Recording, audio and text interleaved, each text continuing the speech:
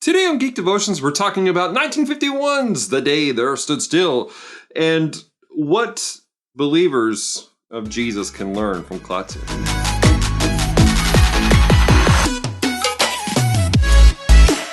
Hello, devoted geeks. Welcome to Geek Devotions, the show from devoted geeks who are devoted to letting you know that you are loved. I'm Dalton. I'm so glad you hit the play button today. If you're new to our show, we take geek pop culture items like movies, video games, and comic books, and we use them to let people know that they're loved. So if you don't watch past this moment right here, right now, know this. We love you. We care about you. There is a plan and a purpose for your life. Do not give up. Today's episode is sponsored by one of our amazing patrons, so if you want more information about our Patreon or our social media, check out our website, geekdevotions.com. That being said, let's get into today's conversation. If you're unfamiliar with this movie, this is a sci-fi classic. When people talk about sci-fi films in history, this one is on everyone's list. Why? Because, to be honest, it was really, really well done. For 1951, the graphics hold up surprisingly well, especially if you find one of those remastered copies where they've kind of livened things up just a tiny, tiny bit. And the story itself is really drawing and it's very interesting. Now, you're still dealing with 1951 styled filming, so there's a lot of exposition that takes place, but the story itself is really interesting and really pulls you in. The basic story is simply this. It's the middle of the Cold War, things are happening, and an alien lands on Earth, and he has a message for the people of Earth. But he needs to talk to all the world leaders. Well, people being people, they don't trust him. And they're not willing to work together. And they try to kill him a couple times. So he goes out and he's like, you know what? I need to figure out some stuff. So he goes out and he just lives amongst the people for a while. Like he walks around, he does life with them, he lives with some folks for a while, trying to understand the people he needs to communicate with. I'm not going to spoil the film, but I will tell you this. It gets relatively intense at some points where he's trying to figure out how to explain what his mission is and what the Earth needs to do. And people don't really seem to like that at all. Why? Because people don't like change, that's why. But looking at this film really made me reflect on myself as a follower of Jesus and the way that I present hope. As a Christian, I believe that I have a message of hope for people. And that hope is that they're loved, they're cared for. However, every one of us is destined for a life in hell. After this earthly life, we're destined for hell, but Jesus makes a way. God gave his son Jesus as a sacrifice for my sins, for your sins, so that we can be in right relationship with him and we can go to heaven with him. So we can spend eternity in glory, in the kingdom of God. That is a message of hope and a message of love. However, a lot of people don't like that message. Why? Because along with that message requires change. It requires us to change our mindsets, to change the way we see things, the way that we do life with people. And that's difficult for folks, especially when they've been raised in a certain mindset all their lives.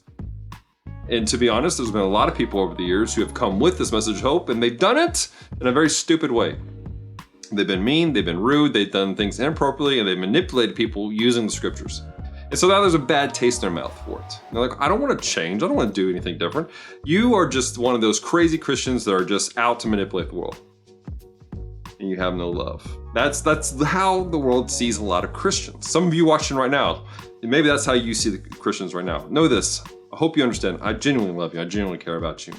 But seeing the way Klaatu, the main character, reacted to the people and not stopping his mission challenged me. Because he, instead of just giving up, said, forget it, let the world burn, he did something different. He went out and he walked with the people. He tried to understand the people he was talking to. He made connections with individuals who he knew he could speak to.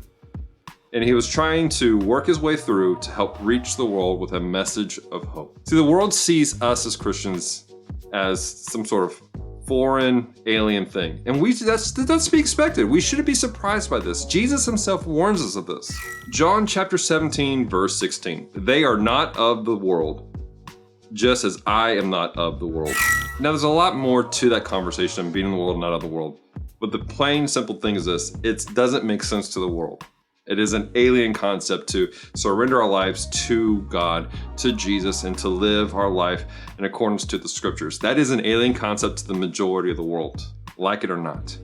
But instead of us ham-fisting things and being angry about it and being appropriate and sitting there screaming at people, what we need to do is do like what Klaatu did in this film and try to understand people.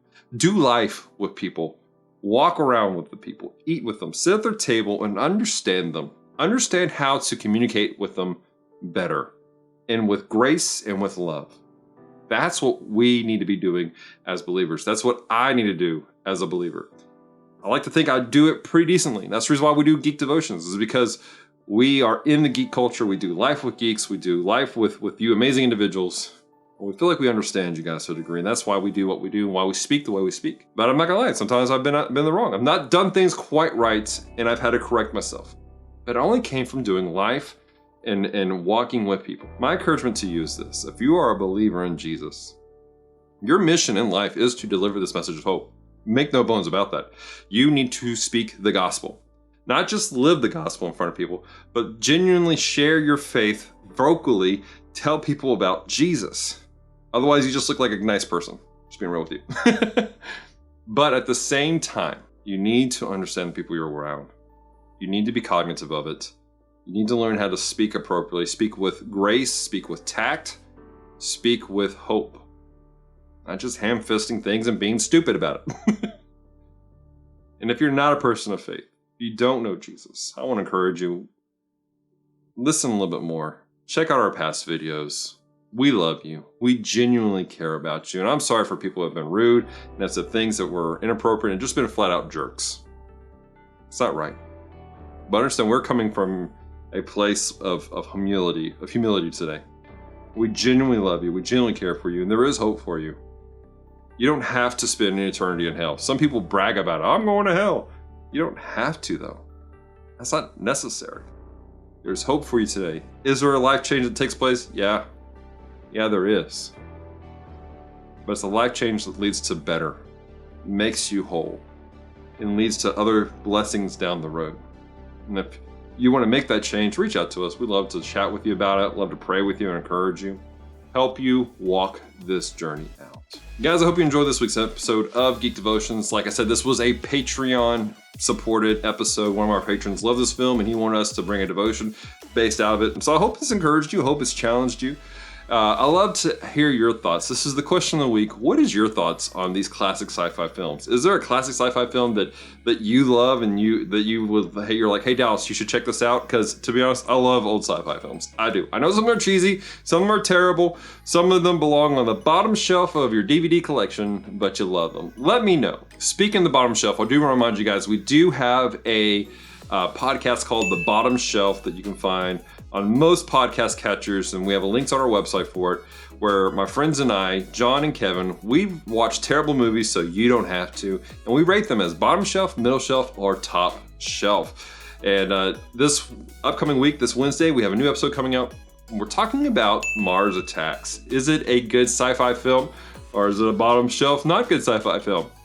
Our answers may surprise you, so make sure you guys check that out. And I also want to invite you guys, check our website, geekdevotions.com, where you'll find all the information about us, some devotions and some reviews, all kinds of great stuff, and also information to become one of our devoted Patreon geeks. Like I said, this episode was sponsored by one of our patrons, and they help us to keep things going on a regular basis. Without our patrons, what we do here at Geek Devotions would not happen the way it is happening. We are so thankful for them.